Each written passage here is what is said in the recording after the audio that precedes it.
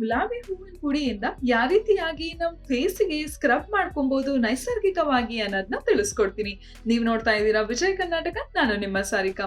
ವೀಕ್ಷಕರೇ, ಈ ಗುಲಾಬಿ ಸ್ಕ್ರಬ್ ಚರ್ಮದ ಮೇಲ್ಗಡೆ ಇರುವ ಕಪ್ಪು ಕಲೆಯನ್ನ ಕಮ್ಮಿ ಮಾಡುತ್ತೆ. ಅಷ್ಟೇ ಅಲ್ಲದೆ ಸೂಕ್ಷ್ಮವಾದ ಗೆರೆಗಳನ್ನು ಕೂಡ ಕಮ್ಮಿ ಮಾಡುತ್ತೆ. ಹಾಗಾಗಿ ಯಂಗ್ ಆಗಿ ನಾವು ಕಾಣಿಸ್ಕೊಬಹುದು. ಸೊ ಬನ್ನಿ ಇದನ್ನ ಹೇಗ್ ಮಾಡೋದು ಅಂತ ನೋಡೋಣ.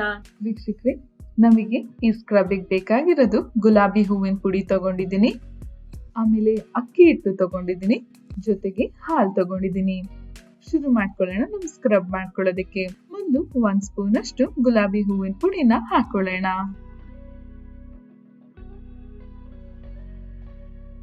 ನಾವು ಗುಲಾಬಿ ಹೂವಿನ ಪುಡಿ ಬಳಸೋದ್ರಿಂದ ಚರ್ಮನ ಕ್ಲೆನ್ಸ್ ಮಾಡುತ್ತೆ, ಚರ್ಮಗೆ ಒಳ್ಳೆ ಪೋಷಕಾಂಶ ಕೊಡುತ್ತೆ.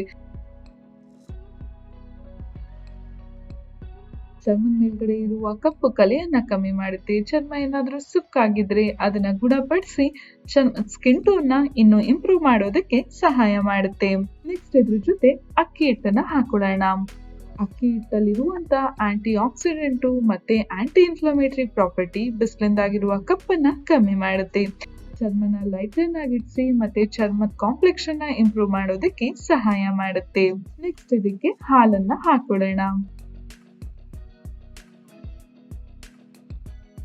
ಕಾಯಿಸಿ ತಣ್ಣಗಾಗಿರುವಂತ ಹಾಲನ್ನ ಹಾಕೊಳ್ಳಿ ವೀಕ್ಷಕರೇ. ಹಾಲು ಕೂಡ ಚರ್ಮದ ಕಾಂಪ್ಲೆಕ್ಷನ್ ನ ಇಂಪ್ರೂವ್ ಮಾಡುತ್ತೆ, ಕಪ್ಪು ಕಲೆಯನ್ನ ಕಮ್ಮಿ ಮಾಡುತ್ತೆ, ಚರ್ಮದಲ್ಲಾಗಿರುವ ಸುಕ್ಕನ್ನ ಕಮ್ಮಿ ಮಾಡುತ್ತೆ, ಚರ್ಮನ ಕ್ಲೆನ್ಸ್ ಮಾಡೋದಕ್ಕೆ ಸಹಾಯ ಮಾಡುತ್ತೆ, ಚರ್ಮಗೆ ಒಳ್ಳೆ ಪೋಷಕಾಂಶನೂ ಕೂಡ ಕೊಡುತ್ತೆ. ಈ ಎಲ್ಲ ಇಂಗ್ರೀಡಿಯೆಂಟ್ ಚೆನ್ನಾಗಿ ಮಿಕ್ಸ್ ಆದ್ಮೇಲೆ ನಮ್ ಪ್ಯಾಕು ರೆಡಿ ಆಯ್ತು. ಇದನ್ನ ನೀವು ಇಡೀ ಫೇಸ್ಗೆ ಅಪ್ಲೈ ಮಾಡ್ಕೊಬಹುದು.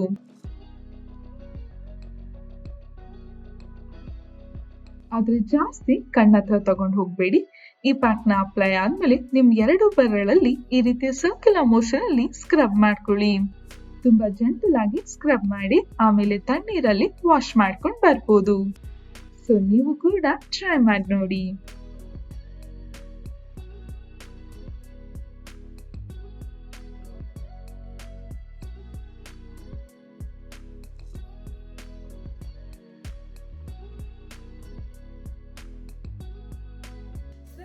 ಈ ಸ್ಕ್ರಬ್ ನ ಬಳಸಿ ಫೇಸ್ ವಾಶ್ ಮಾಡ್ಕೊಂಡಾದ್ಮೇಲೆ ಗುಲಾಬಿ ಹೂವಿನ ಟೋನರ್ ಇರುತ್ತಲ್ಲ ಅದನ್ನ ಅಪ್ಲೈ ಮಾಡ್ಕೊಳ್ಳಿ. ಇದನ್ನ ನೀವು 3 ದಿನಕ್ಕೆ ಒಂದ್ಸತಿ ಟ್ರೈ ಮಾಡಿದ್ರೆ ಬೆಸ್ಟ್ ರಿಸಲ್ಟ್ ಸಿಗುತ್ತೆ.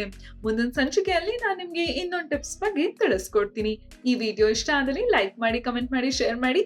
ಇನ್ನು ಯಾರೆಲ್ಲ ವಿಜಯ್ ಕರ್ನಾಟಕ ಡಿಜಿಟಲ್ ಪ್ಲಾಟ್ಫಾರ್ಮ್ ನ ಫಾಲೋ ಮಾಡ್ತೀನೋ ಫಾಲೋ ಮಾಡೋದಕ್ಕೆ ಮರಿಬೇಡಿ. ನೆಕ್ಸ್ಟ್ ಎಪಿಸೋಡ್ ಅಲ್ಲಿ ಸಿಗೋಣ. ಟೇಕ್ ಕೇರ್, ಬಾಯ್.